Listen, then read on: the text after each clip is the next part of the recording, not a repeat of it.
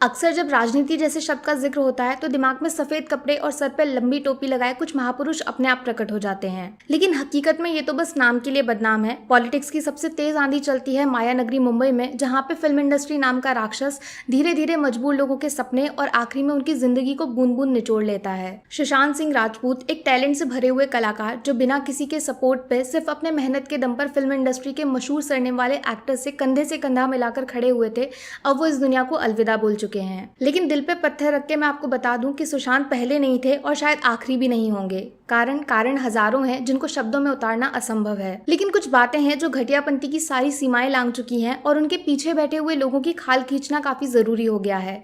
वक्त आ गया है कुछ लोगों के चेहरों के ऊपर से नकाब उतारे जाएं और उनको आईना दिखाया जाए। आज इस वीडियो में आपके सामने 10 ऐसे पॉइंट्स रखने वाली हूँ जो ये बात साबित कर देंगे कि बाहर से हीरे की तरह चमकने वाली फिल्म इंडस्ट्री हकीकत में कीचड़ से भरा हुआ एक दलदल है जो मासूम लोगों को अपनी तरफ खींचकर खुद उनको अपनी जान का दुश्मन बना देता है। पहला रीजन है नेपोटिज्म, जिसने हमारे देश में सिनेमा की जमीन को खोखला कर दिया है और टैलेंट से भरे हुए एक्टर्स के मुंह पर तमाचा मारकर उनको उस सक्सेस से दूर कर दिया है जिसके लिए वो सालों साल एड़ियां घिसकर मेहनत करते हैं। जरा सोचकर देखिए, आप पढ़ाई में बहुत तेज हैं और कंधे पे किताबों से भरा हुआ एक बैग लेकर पूरे साल स्कूल जाते हो, लेकिन एग्जाम के टाइम पर टीचर जानबूझकर आपको बिना पेपर दिए ही वापस घर भेज दे और अपने खुद के बेटे को बिना एक शब्द लिखे ही क्लास में सबसे ज्यादा नंबर बांट दे, तो आपको कैसा लगेगा? ठीक वैसे ही फिल्म इंडस्ट्री में कुछ एक्टर्स को नई नई फिल्में थाली में सजाकर परोस दी जाती हैं, तो वहीं दूसरे को ऑडिशन तक देने का मौका नहीं मिलता।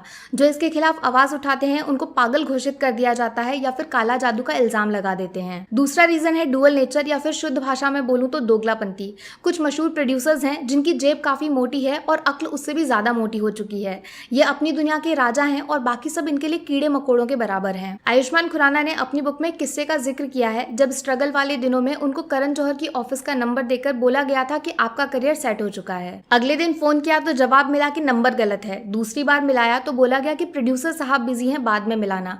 और तीसरी बार जवाब मिला कि हम सिर्फ स्टार्स के साथ काम करते हैं। लेकिन जब आयुष्मान मेहनत के दम पर फिल्मी दुनिया का मशहूर नाम बन गए तो करण साहब ने खुद उनको शो पे बुलाकर फिल्म का ऑफर दिया, जिसको आयुष्मान ने हंसते हंसते मना कर दिया। रीजन आप समझ ही गए होंगे। माने जब तक आपके नाम के साथ फिल्म को जोड़कर फायदा नहीं होगा तो प्रोड्यूसर साहब आपको चाय पे बैठने वाली मक्खी की तरह उड़ा देंगे, लेकिन अगर आपका नाम बिकता है तो वो खुशी खुशी उसी चाय को पीने के लिए तैयार हो जाएंगे। तीसरा रीजन है हमारे देश की नैया डुबोने वाली मीडिया, जो आजकल खबरें दिखाती कम और बनाती ज्यादा है। कौन सा स्टार जिम में किस रंग की पानी की बोतल लेकर जाता है, किसके बच्चे ने आज मुंह से पहला शब्द बोला, या फिर किसने पहली बार किचन में बर्तन धुले, ये इनकी खबरों की हेडलाइंस होती हैं। लेकिन एक चीज गौर की है, खबरों में दिखते वही हैं जिनके नाम के पीछे कपूर खान होता है। बाकी वाजपेयी, सिद्दीकी, हुड्डा से इनको कोई लेना देना नहीं है। क्या सोच रहे हैं ऐसा क्यों? जवाब है हरे रंग वाला नोट, जिससे इनका धंधा चलता है। इसके बदले ही ये जर्नलिज्म की आड़ में प्रमोशंस की दुकान चलाते हैं और कुछ मामूली एक्टर्स को लोगों के बीच में भगवान बना देते हैं। चौथा रीजन है कनेक्शंस यानी चमचागिरी, जिसके सहारे फिल्मों में एंट्री करने के नए नए रास्ते तलाशने की कोशिश की जाती है। फर्क बस इतना है कि अगर आप किसी एक्टर के बेटे हैं तो आपको इज्जत के साथ ऑफिस में बिठाकर कहानी सुनाई जाती है, लेकिन अगर आप बाहर वाले हैं और फिल्मों में काम करना है तो पहले बंद कमरे के अंदर आपको इशारों पे नचाया जाएगा, जिसमें शरीर और दिमाग दोनों को नोच लिया जाता है। फिर भी अगर आप आवाज उठाने की हिम्मत दिखाते हैं और गलत को पूरी दुनिया के सामने लेकर जाते हैं तो आपका करियर हमेशा हमेशा के लिए खत्म हो जाएगा और फिल्म इंडस्ट्री से आपको छुआछूत की बीमारी समझकर बाहर फेंक दिया जाएगा। पांचवा रीजन है अवार्ड्स, जिसको किसी भी एक्टर की फिल्म इंडस्ट्री में सफलता नापने का हथियार माना जाता है, लेकिन हकीकत में ये किसी धंधे से कम नहीं है। पूरा प्रोसेस आपको आसान शब्दों में समझाती हूँ। देखो, अवार्ड शोज कराने वाला एक स्पॉन्सर होता है जो अपनी फिल्म से जुड़े हुए लोगों को मुफ्त में अवार्ड्स बांटता है। जजेस भी वही होते हैं जो उस फिल्म के साथ जुड़े हुए हैं। माने फिल्म फेयर अमेजोन ने कराया तो गली बॉय को 13 अवार्ड्स मिल गए। सीक्रेट आप जानते ही हैं। दूसरी कलाकारी है अपने मन से बनावटी कैटेगरी बनाकर स्टार किड्स के हाथों में चमचमाती ट्रॉफी पकड़ाना, जिसके साथ सेल्फी खींचकर ये इंस्टाग्राम पे अपलोड कर देंगे। बच्चे नाराज हो गए तो कल को फिल्मों में काम कौन करेगा? जरा इनसे पूछिए, सुशांत ने जो कारनामा MS धोनी बनकर पर्दे पर दिखाया था उसके बदले में उनको एक अवार्ड तक नहीं दिया जा सकता था?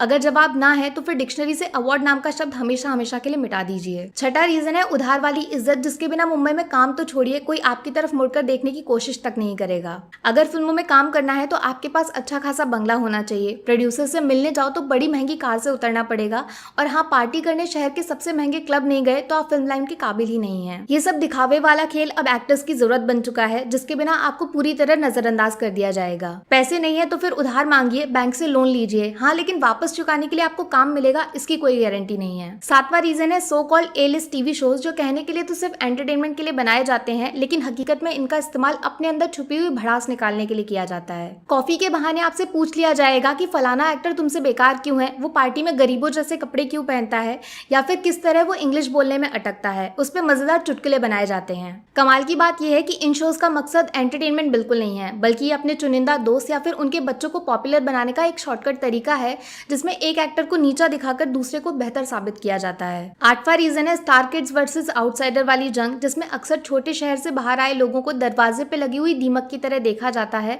और फिल्में तो छोड़िए, कोई उनसे हेलो हाय करना भी खुद की बेइज्जती समझता है। सोचिए जब रवीना टंडन जैसी पॉपुलर एक्ट्रेस खुलकर इस बात का जिक्र करें कि किस तरह अजीबोगरीब नामों से बुलाकर उनका मजाक उड़ाया जाता था, बीच में ही उनको किसी भी फिल्म से निकाल दिया जाना, या फिर झूठ खबर चला के उनकी पर्सनल इमेज खराब करना, तो फिर छोटे एक्टर्स कैसे नर्क से गुजरते होंगे। यकीन मानिए आउटसाइडर्स को एक खिलौने की तरह समझा जाता है, जिनको आसमान तक के सपने दिखाए जाते हैं और कम पैसों में फिल्में करवा के अपना काम निकाला जाता है। उसके बाद उनका फोन उठाना बंद कर दिया जाएगा, ऑफिस में नो एंट्री का बोर्ड लगा देंगे, फिर ये ट्वीट करके पूछते हैं कि आखिर डिप्रेशन हुआ कैसे, एक बार बताया तो होता, थोड़ी शर्म करिए, कम से कम इंसानियत के खातिर मुंह बंद कर लीजिए। नौवां रीजन जुड़ा हुआ है फिल्मी करियर के फ्यूचर यानी भविष्य को लेकर, एक ऐसा सवाल जो हर उस इंसान को अंदर से नोचता रहता है जिसकी पूरी जिंदगी फिल्मों से कमाए गए पैसों पे टिकी हुई है, ना कि दादा परदादा की तिजोरी पे। अगर आपके नाम के पीछे मशहूर सरनेम नहीं लगा हुआ है तो हर दूसरी फिल्म में आपको अपना टैलेंट साबित करना पड़ेगा। अगर एक भी फिल्म फ्लॉप हो गई तो आपके करियर पे फुल स्टॉप लग जाएगा, टीवी के एड तक में 1 सेकंड का रोल नसीब नहीं होगा।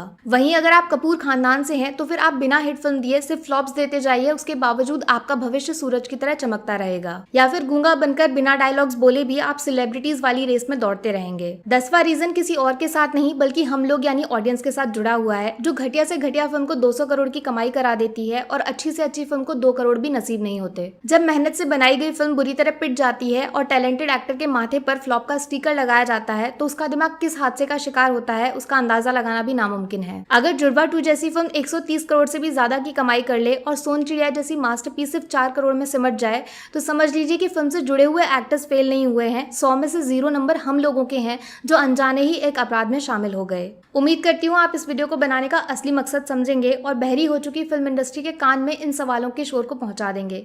बस इसके अलावा मैं कुछ और नहीं बोलना चाहती।